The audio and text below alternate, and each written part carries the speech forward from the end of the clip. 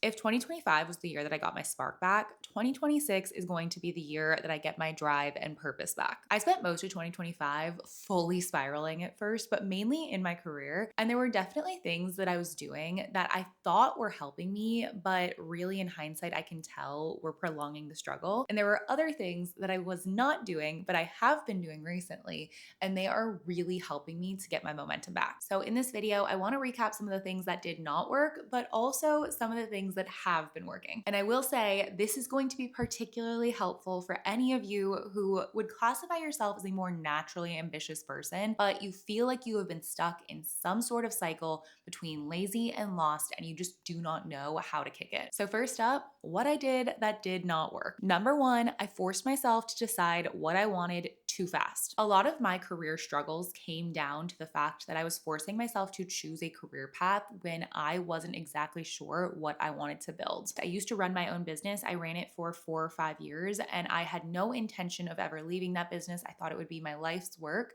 But at the end, I started noticing that parts of me just could tell this was not right anymore. And that was kind of what led me to close it. I did not have clarity as to what I wanted to do next. And that lack of clarity caused me to go in a lot of directions and just feel very uncertain every time I went to take action towards anything. So while I did have a lot of ideas of what I could do or what maybe would work next, I found that a lot of times I would start working towards those ideas. And as soon as I hit my first roadblock, because I wasn't rooted enough in them, I would retract. And I think one of the biggest problems with forcing myself to choose something was that it caused me to actually choose goals, not from a place of intuition, but from a place of scarcity and ego. Because I felt like I needed to know exactly what I was going to do, and I was operating from a place of not having money consistently coming in, everything felt like it was on a timeline, and my nervous system didn't feel safe operating in those boundaries. So when I would make decisions, even though it felt like it was an intuitive decision for me,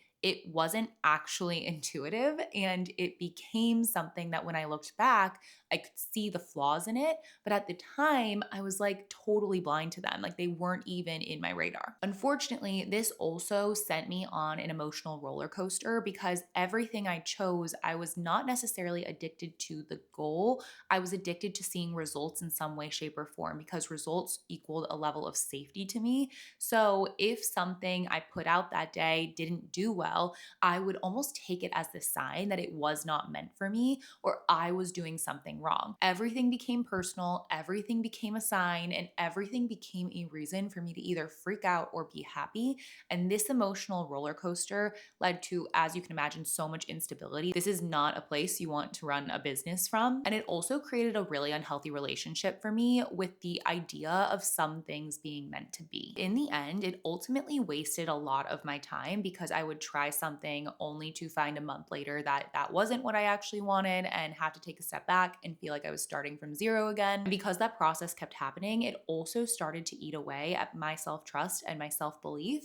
So every time I started something again, I would do so from this place of just doubting myself and questioning and just being like, can I even do this? Who am I to think this? Am I even capable? It was really unhealthy, really unproductive. And if I was to say anything, I would tell you, do not force yourself into a career path unless you know in your bones that this is something you really want, that you do not have a question, that you do not have a doubt, because otherwise the quick decision will lead you to losing more than you're gaining. The second thing is in the same vein as this, but I would continuously go back to what I used to be doing, which is my coaching business, over and over again. And I would be doing it in the same exact way, selling the same exact products, not really changing anything. But because I kept doing that and I was doing it from a place of wanting that security, I was feeling scarce. And so I would go back to what I knew, even though I knew it wasn't for me in this stage of life. I ended up repeating the same exact patterns I was experiencing whenever I would force myself to choose a new goal. I would be really excited at first. I would get all energized. I would discipline myself to show up. I would feel kind of exhausted. All of a sudden, I was on an emotional roller coaster because something in me knew that this was not right for me.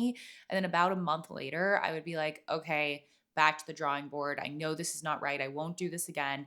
And what would you know? I would do it again as soon as that financial insecurity hit and that scarcity started to eat me up again. And I would say that this is a very big pattern with a lot of the things that were not helpful, is that they were decisions I would make because I was not feeling safe in myself. My nervous system did not feel regulated. And because of that, I thought in a place of desperation, what I needed to feel regulated was to just have the results, when in reality, that was not the answer and that was not what helped me. The last thing I did was so subtle, I almost didn't know I was doing it. And I also think it was the thing that caused the most problems. But I started having this idea that there was a meant to be. And in thinking that there was a meant to be in my future, I would overanalyze everything I did and every result I had. So if I decided to start working towards something and some roadblocks came up, or I felt like I never was motivated to show up for it, or it just felt more hard than I thought it should, I would classify that endeavor as something that wasn't meant to be. And because I was searching for my end goal, my perfect career, my perfect next thing, and because I knew that I was taking a risk to do this, it felt like the decisions I was making were even more important than they were in the past. So when I would notice any sort of friction, I would immediately classify this thing as something that just isn't right, isn't meant for me, isn't intuitive, isn't in my plan, isn't in my path.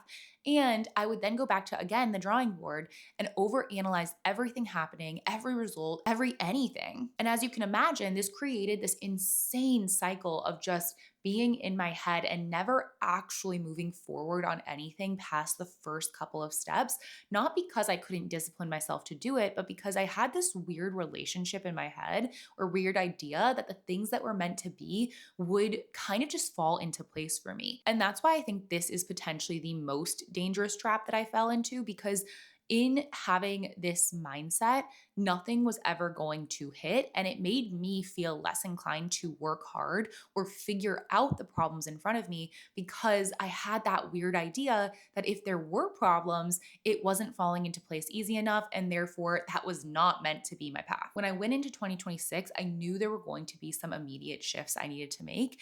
And based on those shifts, I then decided what I was going to do. These shifts were very clearly defined, so I'm just going to read them straight out for you. Number one, I don't need to know what I want to do, but I do need to use my time productively. Number two, there is no meant to be. I need to own my decisions. And number three, there are no easy options. Everything requires hard work, so you may as well choose the type of hard that matters most to you. I think having these principles in place really helped me decide what I was going to do and do it strategically as 2026 kind of rolled around. Each of them came from me learning a very clear lesson in 2025 and noticing that my patterns were not necessarily helping me, and what sometimes felt right in the moment wasn't necessarily what was right or best for me in my long-term results. So with that, there were three main things that I decided to do differently. So instead of forcing myself to choose a career path or telling myself that this was the goal that I was going to work towards, I ended up working backwards, and I said, I know a couple of things feel right to me when it comes to my future career. If these are the type of things that feel right to me, I may not know which one I want to pursue,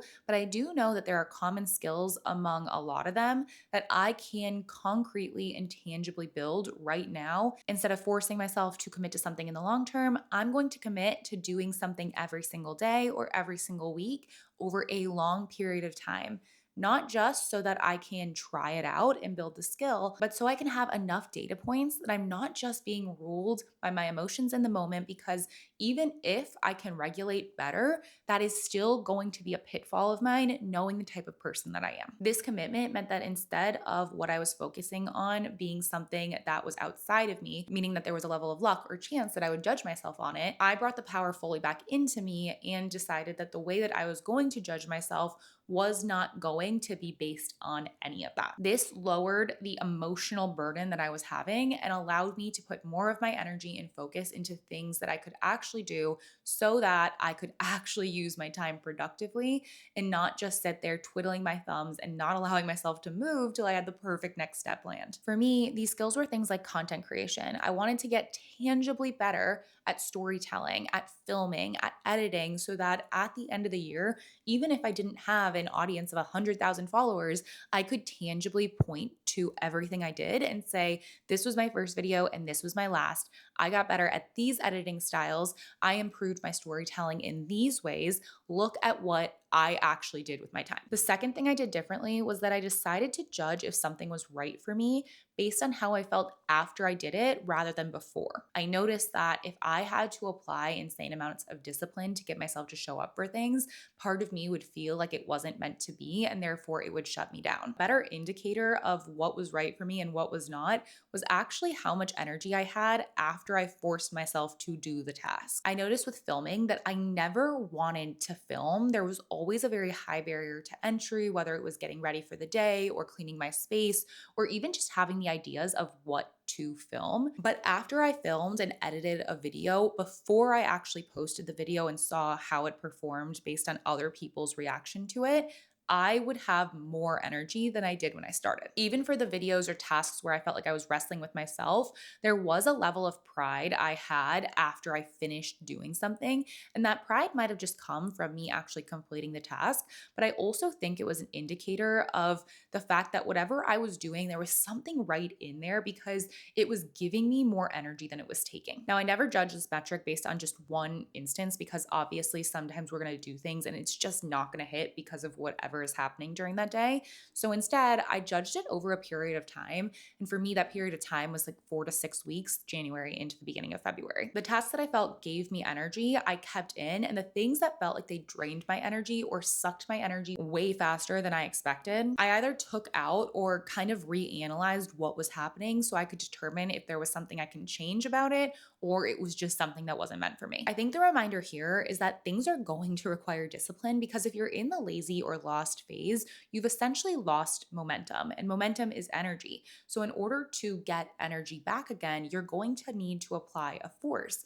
That force is not going to feel natural. It's going to require work, and it's going to take a second for that force to accumulate over time and create a naturally occurring momentum again. By nature, momentum occurs when you apply a force, discipline, to a task, and after that task, you're left with more energy rather than less, so you can apply that energy to more tasks, and over time, that energy will continue to create that momentum. And I will add that if you're someone who really feels lost and uncertain as to what direction you want to go, maybe even more so than I did, where you don't even have like a direction you want to go, you are just truly not sure, this is probably the best tip as to how to judge what to continue to do in your life or not, because your energy can speak for itself when it's hard to distinguish your intuition. And the last thing I did was I decided to focus on the momentum I was creating rather than how far I had to go. I noticed in 2025, the main reason that I'd go through an emotional spiral was because I wouldn't get the results that I thought I would, or I would only see the gap between where I was now and where I wanted to be. This gap instilled scarcity and fear, and then it made me act and make decisions from that place. So rather than let that cycle continue, I decided to focus on what was actually happening. What was funny is that I started getting much more excited or feeling really proud of myself based on little wins even smaller than some of the ones that I would have in 2025, because I wasn't comparing every win that I had to everything else I needed to do. This led me to have more energy to actually give back to the tasks I wanted to do and the skills I needed to develop. And in just a couple weeks, I started noticing that I was being drawn back to those same things and they were becoming habits naturally because I was actually excited to show up for them. And I think this is one of the biggest lessons I've learned in momentum. When you discipline yourself to show up for the right things that can give you energy rather than take it, and you focus on what you are doing, not how far you have to go, things will naturally start to flow and feel a little bit easier. And that ease will encourage you to keep going until it snowballs into the point where you are that overnight success. You do wake up with a completely different experience, not because it happened in that night or in that moment, but because it was developed over time. And even further than that, a lot of us who are stuck in the ambitious but lazy and lost phase don't really need the overnight success right now. We will feel exponentially better about ourselves and our lives, even if we could just get little incremental movement and our energy directed in the right place. But when you're in this place, it feels impossible and you have no idea what to do to get there, which makes you feel like you are out of control. But I think this is the solution. To get momentum back into your control and get yourself out of the the lost and lazy phase. You need to focus on disciplining yourself to take actions, noticing if those actions are right for you based on how you feel after them, and focusing on the results you are creating, not how far you still have to go. Not only have I noticed major changes in my energy and my excitement and just my drive and ability to kind of show up for myself throughout the day, I've had some tangible successes. I've had videos that have gone viral. I've had pieces that have done well. I've grown my following on all of the platforms that I am on right now. And that feels really good. If you ask me to compare where I'm at now to where I theoretically want to be, it makes all the success I just had feel irrelevant and honestly, like it's not happening fast enough. And that is the exact energy and mindset of 2025 me, who was not even close to who she wanted to be. So while I definitely still have a long way to go, I think that these have been very tangible improvements I've noticed in myself and in my life. When I look back at other times in my life where I've really turned nothing into something, these principles have also been very present. I just didn't always know I was doing them. So now I'm just doing them with intention. And as I get into this next portion of 2026, I'm going to start taking them up a notch and testing what else works and what else doesn't, because I've finally gotten to that place where I feel like my momentum is driving itself, which means that I can challenge myself at a new level again. So if you found this helpful or you want me to talk towards any of the things that I've shared in here, please let me know. And if you want me to do a part 2 and let you know what does work and what doesn't work as I enter into this next chapter, let me know and I can make another video after I've experimented on myself. Otherwise, I'll talk to you guys soon. Bye.